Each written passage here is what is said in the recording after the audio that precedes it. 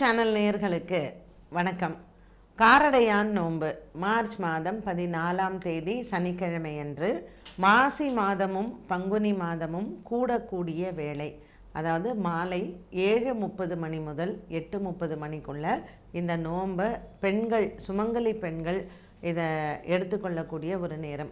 இந்த காரடையான் நோன்பு அப்படிங்கிறது வருடா வருடம் மாசியும் பங்குனியும் கூடக்கூடிய வேளையில் தான் நம்ம கொண்டாடுகிறோம். இது ஒவ்வொரு பருவம் மாறும் பொழுதும், இப்போ சூரியன் எப்பெல்லாம் ஒரு 4 மாதத்திற்கு ஒரு முறை சூரியனினுடைய மாற்றம் இடம்பெறுகிறதோ, பெண்கள் பொதுவாக பார்த்திங்கன்னா ஏதாவது ஒரு விரதம் எடுக்கிறது முக்கியமாக இருக்கும். இப்போ பங்குனி மாதம் அவர் மீன ராசியில் இருக்கார், கேந்திரத்தில் இருப்பார். அடுத்தது பார்த்திங்கன்னா ஒரு ஆடி மாதம் வரும் பொழுது அந்த சமயத்திலையும் பெண் தெய்வ வழிபாடுகளை நாம் அதிகமாக கொண்டாடுகிறோம். சூரியன் ஐப்பசி மாதம் துலாம் ராசியில் வரும்பொழுது இந்த தீபாவளி சமயத்தில் கௌரி நோன்பு அப்படிங்கிறத பண்ணுறோம். ஆவணி மாதம் சூரியன் தன்னுடைய சொந்த வீட்டில் இருக்கக்கூடிய காலகட்டத்தில் வரலட்சுமி நோன்பு கொண்டாடுகிறோம். இப்படி சூரியனினுடைய மாற்றத்தை வைத்து நம்ம அவ்வப்போது பருவங்களினுடைய ஒரு மாற்றம் ஏற்படும் பொழுது கண்டிப்பாக அந்த பெண் தெய்வ வழிபாட்டை நம்ம செய்கிறோம். அதுவும் உலகத்திற்கே தாயாக விளங்கக்கூடிய பார்வதி தேவியை தான். பார்வதி தேவியினுடைய ஒரு சக்தி எல்லா பெண்களுக்கும் நமக்குள்ளே இருக்கும் பொழுது அந்த சக்தியை நம்ம இன்னும் மேம்படுத்துறதுக்கு இந்த மாசி மாதம் கும்பராசியில் சூரியன் இருக்கக்கூடிய காலகட்டம் மாசி சரடு பாசி படரும் அப்படின்னு சொல்லுவாங்க. ஸோ இந்த மாசி மாதத்தில் வருடத்தில் ஒரு முறை இந்த மாசி மாதத்தில் பெண்கள் திருமங்கல்ய சரடை மாற்றிக்கணும். ஸோ அதை அதுக்கான ஒரு நல்ல நேரம் காலம் அப்படிங்கிறது மாசி மாதம் வெள்ளிக்கிழமையில் பொதுவாக பெண்கள் பண்ணுவாங்க. இந்த மாதம் முழுவதுமே முடியல அப்படிங்கிறவங்க இந்த மாசி முடிஞ்சு பங்குனி ஆரம்பிக்கக்கூடிய அந்த வேலை, அந்த மாதம் கூடக்கூடிய வேலை அப்படின்னு சொல்லுவாங்க. ஏன் இந்த வேலைக்கு அவ்வளோ ஒரு மகத்துவம் அப்படின்னு பார்த்திங்கன்னா, மாசி மாதத்தில் சூரிய பகவான் இந்த கும்பராசியில் இருக்கக்கூடிய காலகட்டத்தில் இந்த அகிலத்தை ஆளக்கூடிய சிவபெருமானுக்கும் பார்வதி தேவிக்கும் ஒரு முக்கியத்துவம் உண்டு. அதனால தான் மாசி சிவராத்திரி அவ்வளோ விசேஷமாக கொண்டாடப்படுகிறது. அதை மகா சிவராத்திரின்னு சொல்கிறோம். மாசி மாதத்தில் அமாவாசைக்கு முன்னாடி இடம்பெறக்கூடியது. அதே மாதிரி மாசி மாதம் அந்த அமாவாசையுமே ரொம்ப விசேஷம். சூரியனும் சந்திரனும் ஒன்றாக சேர்ந்துருக்கிறது. இந்த கும்பராசியில் சூரியன் இருக்கக்கூடிய ஒரு காலகட்டம் உலகத்தில் அந்த சூரியனினுடைய பாதை, அப்போ பூமிக்கும் சூரியனுக்கும் இருக்கக்கூடிய அந்த இடைவெளியில் அந்த ரேஸை நம்ம எடுத்துக்கிறோம் இல்லையா. ஸோ அந்த கிராவிடேஷ்னல் புல் ரொம்ப நல்லாயிருக்கும். அதனால தான் சிவராத்திரியில் உட்காந்து அந்த இரவு முழுவதும் நம்ம கண் விழித்திருக்கிறோம், நம்ம தபஸ் பண்ணுறோம், நம்ம பஜன்ஸ் பாடுறோம். ஸோ அந்த இரவு நேரம்ங்கிறது அந்த கிராவிடேஷ்னல் புல் ஜாஸ்தி இருக்கும்போது நம்மளுடைய பாடி எனர்ஜைஸ் ஆகுது.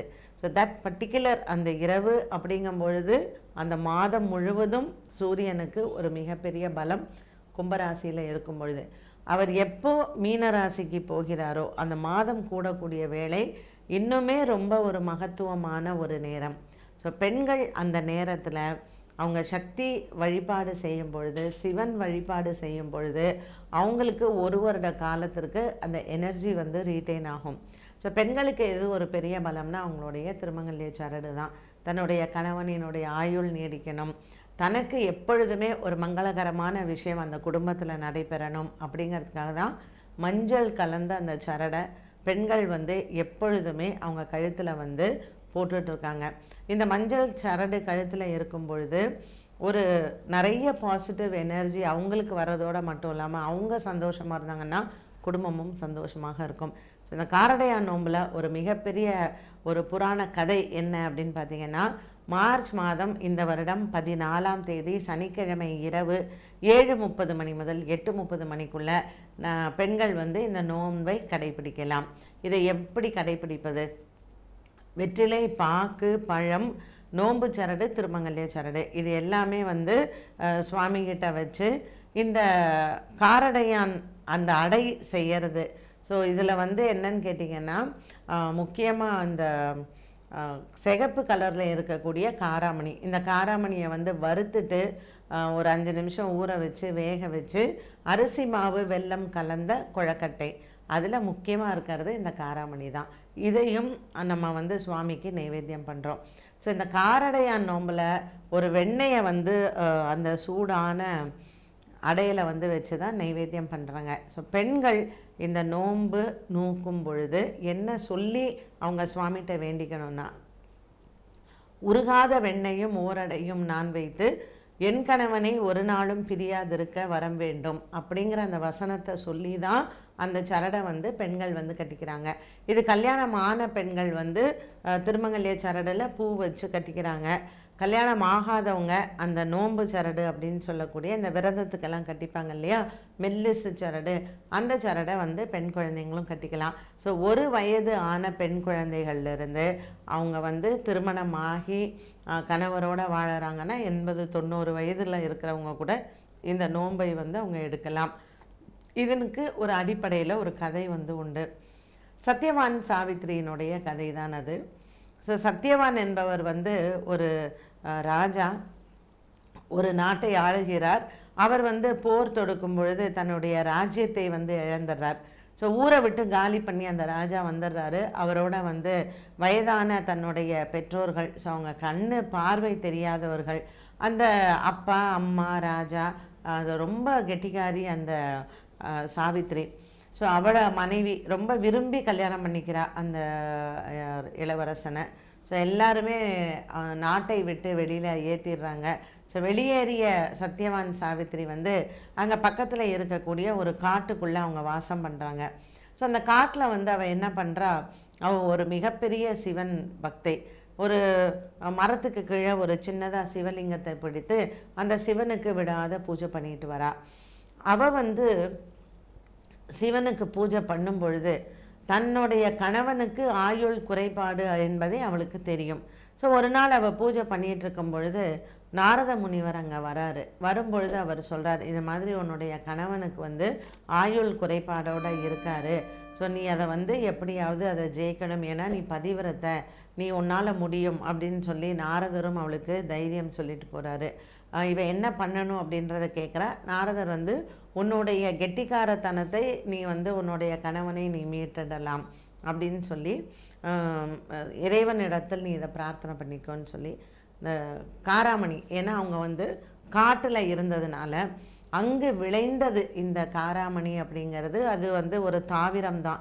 ஸோ இந்த காலகட்டத்தில் இந்த மாசி பங்குனிலாம் இந்த சமயத்தில் வந்து பார்த்திங்கன்னா இந்த காராமணி போன்ற தானியங்கள் வந்து நிறைய விளைச்சல்கள் வந்ததுனால அவன் அந்த காராமணி செடியில் இருக்கிறதெல்லாம் அந்த மரத்துக்கு கீழே காய வச்சுருந்தா.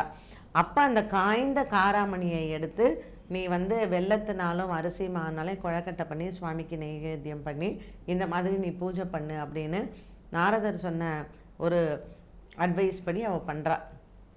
ஸோ அந்த நாளும் வருது. யம தூதர்கள் வராங்க. யமதூதர்கள் வந்து சத்தியவானினுடைய உயிரை எடுத்துகிட்டு போகிறாங்க. இவன் என்ன பண்ணுறா, அந்த யமதூதர்களினுடைய கால்களை பிடிச்சிட்டு போயிடுறா. அவன் வந்து யமலோகத்துக்குள்ளே போகும்பொழுது தான் யம தர்மராஜன் கேட்குறான், எப்படி வந்து ஒரு மானிட உடலோட ஒரு பெண் வந்து இங்கே வர முடியும்? ஏன்னா இங்கே வந்து உடலோட இந்த யமலோகத்திற்கு யாரும் வர முடியாது, ஆத்மா மட்டும்தானே வர முடியும் அப்படின்னு அதிசயமாக வந்து சாவித்திரியை பார்க்குறாங்க. அப்போ தான் அந்த யமதூதர்களும் ரியலைஸ் பண்ணுறாங்க, எப்படி வந்து ஒரு பெண்ணை நம்ம கூட்டிகிட்டு வந்தோன்னு. ஸோ அந்த அவரினுடைய அந்த தர்பாரில் வந்து அவளை நிற்க வச்சு கேள்வி கேட்குறாங்க. அவள் கணவரினுடைய ஆத்மா அங்கே இருக்குது, நீ எப்படி வந்த எல்லாம் கேட்ட உடனே சாவித்திரி தன்னுடைய பூர்வீகத்தை, தன் கணவர் யார் என்ன அப்படிங்கிறதையும் சொல்கிறா. அப்போ அவர் சொல்கிறார், நீ எப்படிம்மா, நீ வந்து ஒரு பெரிய சிவபக்தி, அது மட்டும் இல்லாமல் நீ மகா பதிவிரத்தை, அதனால தான் உன்னால் இந்த யமலோகத்துக்குள்ளே வர முடிஞ்சது. ஸோ உன்னுடைய பக்தியையும் உன்னுடைய பதிவிரத்தையோனுடைய அந்த தனத்தையும் நான் வணங்குகிறேன், உனக்கு என்ன வரம் வேண்டுமோ கேள் அப்படின்னு சொல்கிறாங்க. ஸோ இவள் வரத்தை வந்து கேட்குறா, கண் பார்வையற்ற என்னுடைய மாமியார் மாமனாருக்கு கண் பார்வை வர வேண்டும், தன்னுடைய ராஜ்யத்தை இழந்த என் கணவருக்கு மீண்டும் ராஜ்யம் வர வேண்டும், குழந்தை இல்லாத எங்களுக்கு எங்கள் மாமியார் மாமனாருக்கு பேரன் பேத்திகள் நிறைய இருந்து நான் தீர்க்க சுமங்கலியாக இருக்கணும் அப்படின்னு சொல்லி இந்த 3 வரத்தையும் அவள் கேட்குறா. உடனே யமதர்மராஜன் எல்லாத்தையும் நான் கொடுக்குறேன்னு சொல்கிறாரு. அப்போ அவள் சொல்கிறா, எப்படி வந்து என் கணவர் வந்து இப்படி இறந்து போயிட்டாரே, நான் எப்படி தீர்க்க சுமங்கலியாக இருக்க முடியும்னு உன்னுடைய அறிவுத்திறனை நான் பாராட்டுகிறேன்னு சொல்லி அவளோட சேர்ந்த சத்தியவானையும் பூலோகத்துக்கு அனுப்புகிறாங்க.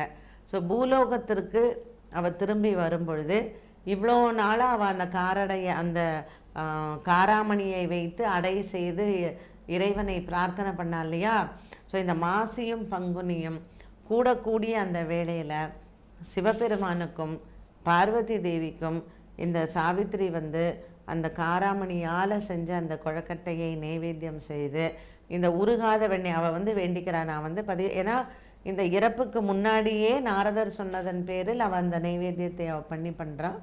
ஸோ அவள் திரும்பவும் அதே மாதிரி பண்ணி உருகாத வெண்ணையும் ஓரடையும் நான் வைத்து பிரியாத என் கணவனை ஒரு நாளும் நான் பிரியாது இருக்க வேண்டும் அப்படிங்கிற அந்த வரத்தையும் அவள் சுவாமிகிட்ட வாங்கிக்கிறாள்.